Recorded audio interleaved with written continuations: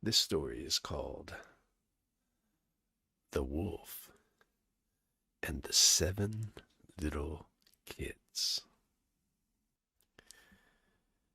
There was once on a time an old goat who had seven little kids and loved them with all the love of a mother for her child.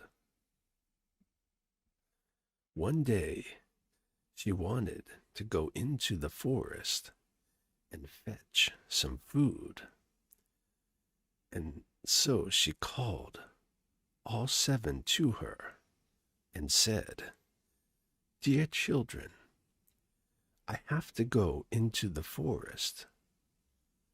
Be on guard against the wolf. If he come in, he would devour you all, skin, hair, and all. The wretch often disguises himself, but you will know him at once by his rough voice and his black feet." The kids said, "Dear mother, we will take good care of ourselves. You may go away without any anxieties." Then the old one bleated and went on her way with an easy mind. It was not long before someone knocked at the house door and cried, "Open the door, dear children. Your mother is here and has brought something back with her for each of you." But the little kids knew that it was the wolf by his rough voice. "We will not open the door," cried they. "You're not our mother. She has a soft, pleasant voice, but your voice is rough. You are the wolf." Then the wolf went away to a shopkeeper and bought a great lump of chalk, ate this, and made his voice soft with it. Then he came back, knocked at the door of the house, and cried, "Open the door, dear children. Your mother is here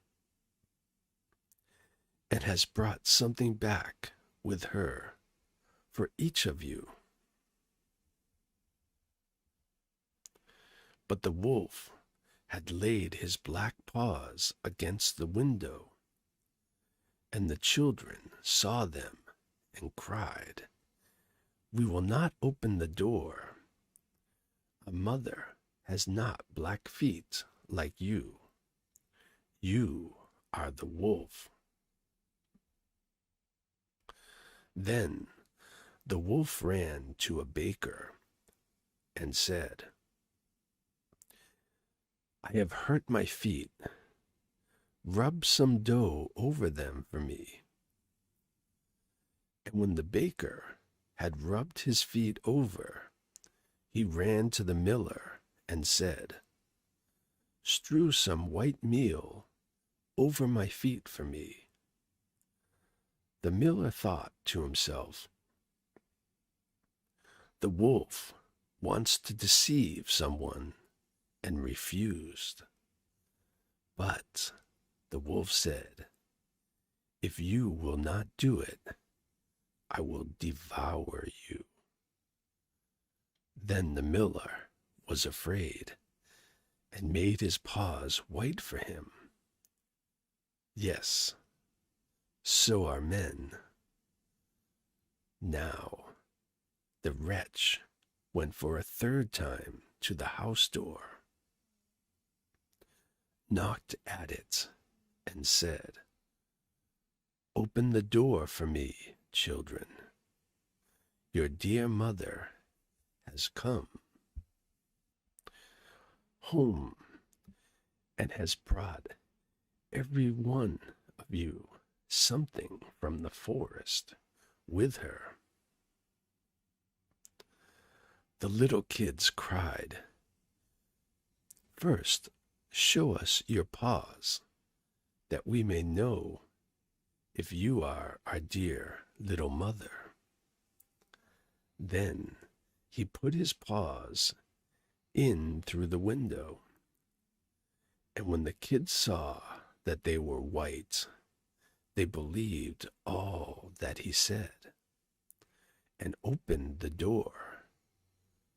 But who should come in but the wolf? The little kids cried. I do that every time, sorry. They were terrified and wanted to hide themselves. One sprang under the table, the second into the bed, the third into the stove, the fourth into the kitchen, the fifth into the cupboard, the sixth under the washing bowl, and the seventh into the clock case. But the wolf found them all and made no delay, but swallowed one after the other down his throat. The youngest in the clock case was the only one he did not find. When the wolf had satisfied his appetite, he took himself off, laid himself down under a tree in the green meadow outside, and began to sleep. Soon after, the great goat came home again from the forest. Ah, what a sight she saw there! House door stood wide open. The table, chairs, and benches were thrown down.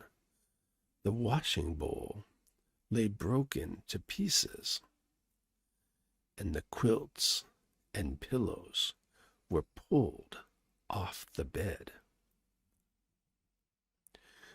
She sought her children, but they were nowhere to be found. She called them one after another by name, but no one answered. At last, when she called the youngest, a soft voice cried out, "Dear mother, I am in the clock case." She took the kid out, and it told her that the wolf had come and had eaten all the others. Then you may imagine how she wept over her poor children.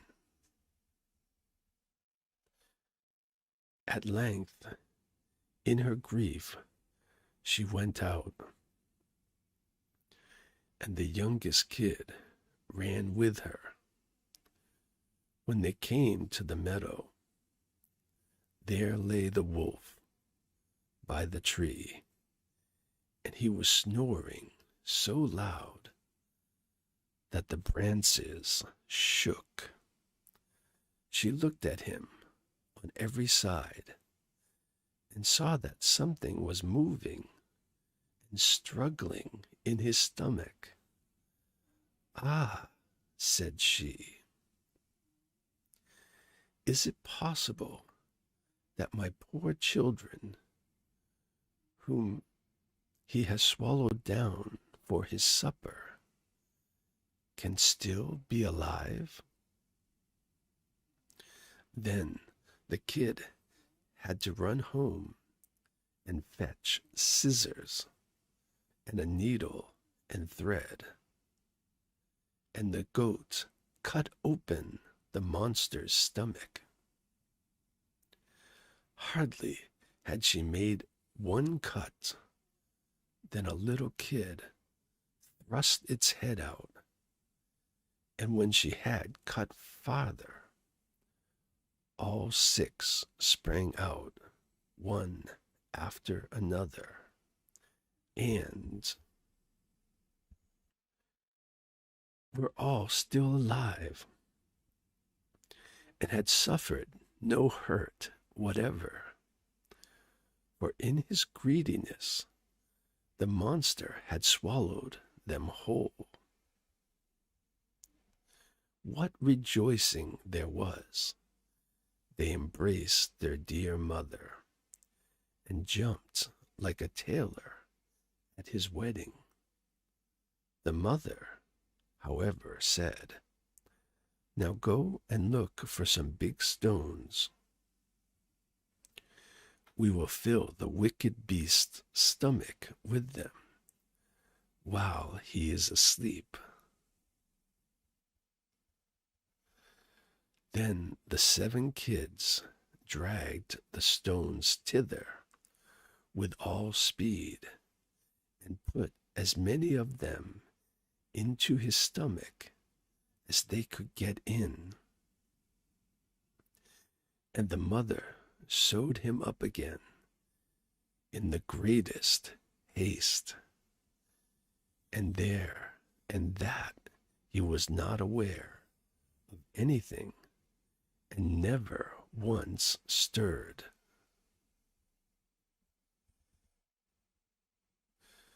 When the wolf had had his sleep out, he got on his legs, and as the stones in his stomach made him very thirsty, he wanted to go to a well to drink.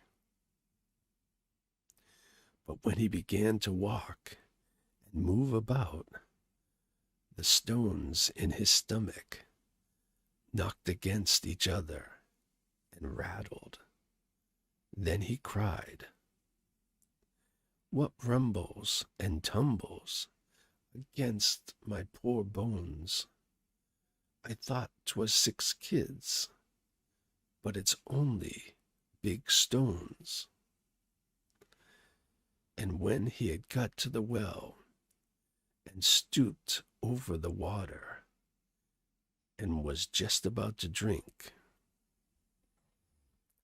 the heavy stones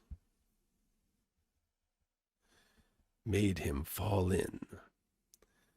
There was no help for it, but he had to drown miserably.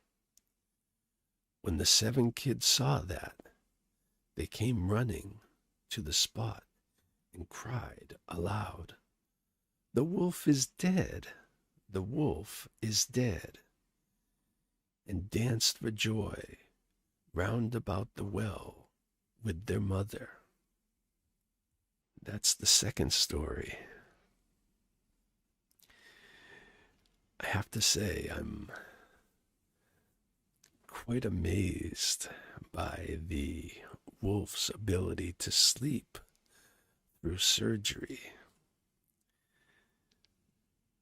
The moral of the story is be a light sleeper, because if you can sleep while a goat is cutting open your abdomen and have 6 small goats run out of you and be replaced with stones and be sewn back up,